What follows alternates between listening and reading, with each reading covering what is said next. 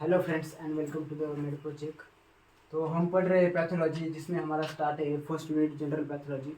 पिछली वीडियो में हमने वुंड हीलिंग के बारे में देखा था। उसमें हमने वुंड हीलिंग का डेफिनेशन और उसके टेस्ट स्टेजेस को देखा था।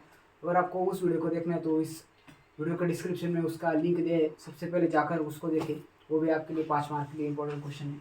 और आज की वीडियो में हम देखेंगे ऐसे factors affecting on the wound healing, यानी कि ऐसे कौन से फैक्टर है जो कि वुंड हीलिंग पर अफेक्ट करते हैं। तो उसमें टू टाइप्स के मेन फैक्टर्स है। First one is the systemic factor and second one is the local factors.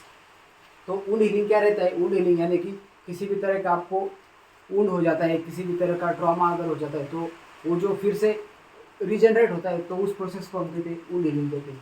तो उसमें सिस्टमिक फैक्टर्स कौन से अफेक्ट करते हैं और लोकल फैक्टर्स कौन से अफेक्ट करते हैं, ये हम आज की वीडियो में देखेंगे। तो सिस्टमिक फैक्टर में फर्स्ट हम देखते हैं न्यूट्रिशन। न्यूट्रिशन में क्या क्या देखते हैं?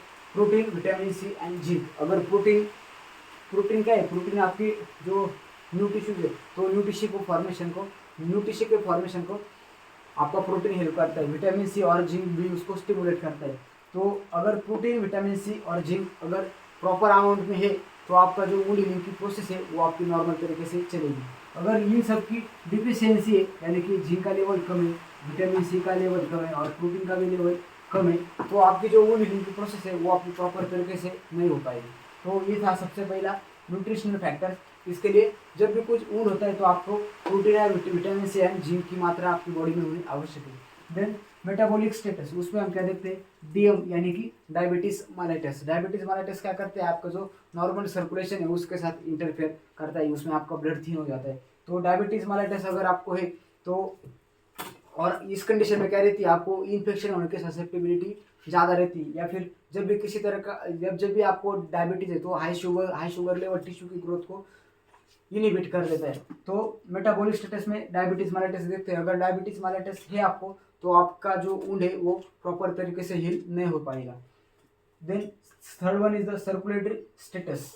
जिस एरिया में आपका वुंड है अगर उस साइड पर ज़्यादा सर्कुलेशन है तो ऐसे वुंड्स जल्दी से जल्दी हील हो जाती है। अगर ऐसी जगह है जिस पर्टिकुलर जगह पर आपका ब्लड सप्लाई कम है तो उस कंडीशन में आपका वुंड हीलिंग में ज़्यादा टाइम लगता है। अगर इसका बेस्ट एग्जांपल देखें तो हमारी थाई, तो हमारी जो थाइस पर जो स्किन रहती है, तो क्या करते हैं? जब भी किसी तरह का ऑपरेशन करते हैं तो अगर उधर कुछ ग्राफ्ट लगाना पड़ता है तो हमारे थाइस की स्किन निकाल लेते हैं। क्यों निकालते हैं? क्योंकि हमारे थाई पर ज़्यादा ब्लड सप्लाई रहता है। अगर उधर कुछ अल्सर भी हो जाता है तो वो हील भी जल्दी हो जाता है। तो ये था सर्कुलेटरी स्टेटस के बारे में, यानी कि अगर आपका सपोज ये आपका इन्फेक्शन का या फिर इधर इधर आपका वुंड हुआ है, अगर इस जगह पर ज़्यादा सर्कुलेशन है तो आपका ये हील होने में भी कम से कम टाइम लगेगा। अगर उधर सर्कुलेशन कम है तो आपको ज़्यादा टाइम लगेगा हीलिंग होने में। देन हार्मोनल स्टेटस में कर देंगे तो अगर कॉर्टिकोस्टेरॉइड्स है तो कॉर्टिकोस्टेरॉइड्स क्या करता है? आपको जो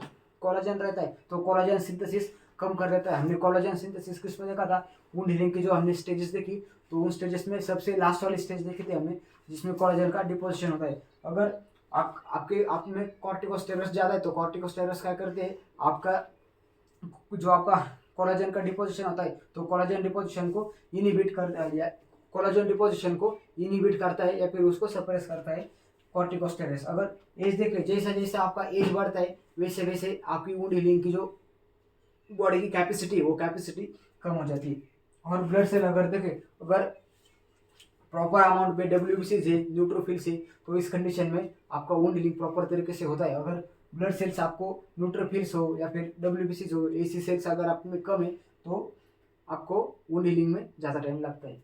देन लोकल फैक्टर्स में देखें तो सबसे पहले है इन्फेक्शन। अगर किसी भी तरह का इन्फेक्शन है तो इन्फेक्शन क्या करता है? आपका वुंड हीलिंग का प्रोसेस को लंबा कर देता है। यानी कि सबसे पहले बॉडी को क्या करना पड़ता है? इन्फेक्शन को सप्रेस करना पड़ता है।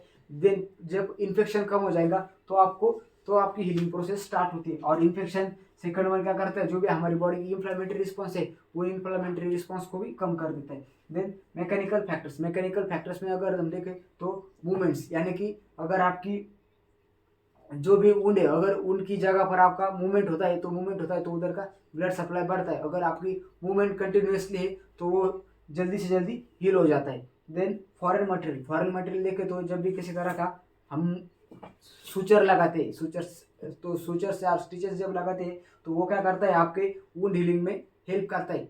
तो फॉरेन मटेरियल अगर आपके सूचर्स वगैरह अगर आपने किसी पेशेंट को डाले तो उस कंडीशन में वुंड हीलिंग की प्रोसेस भी फास्ट हो जाएगी। Then size, type, size, location and time.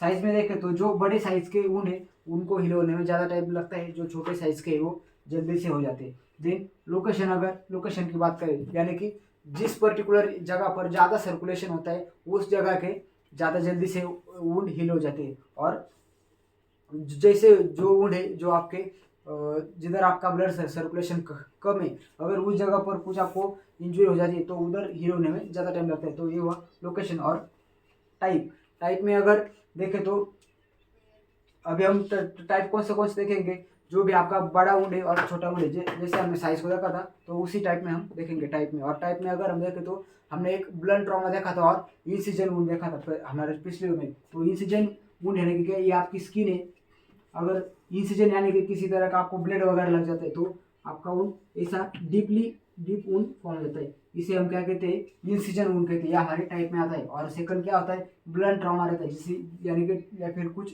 Forces ऐसा घर्षण हो जाता है तो इधर जो ऐसा लंबा वाला वुंड फॉर्म हो जाता है, तो इसे हम सेकंड, ये सेकंड इंटेंशन से होता है। और ये जो हील होता है ये फर्स्ट इंटेंशन से होता है। ये होता है फर्स्ट और ये होता है सेकंड इंटेंशन के। तो ये दो टाइप से वुंड हीलिंग है, first intention and second intention. अगर हम टाइप में देखें तो जो इंसिजन वाले वुंड्स है वो जल्दी से जल्दी हील हो जाते हैं, और जो ब्लंट ट्रॉमा वाले है तो उनमें ज़्यादा दिन लगते हैं। तो ये था टाइप के बारे में। तो ये सारे फैक्टर्स थे, इधर 1 2 3 4 5 एंड 6 7 8 9 10। तो ये जो 10 फैक्टर्स है ये आपके वुंड हीलिंग पर अफेक्ट करते हैं। अगर आपको वुंड हीलिंग पर 10 मार्क का क्वेश्चन आता है तो उसमें क्या क्या पूछते हैं, वुंड हीलिंग की स्टेजेस पूछते हैं।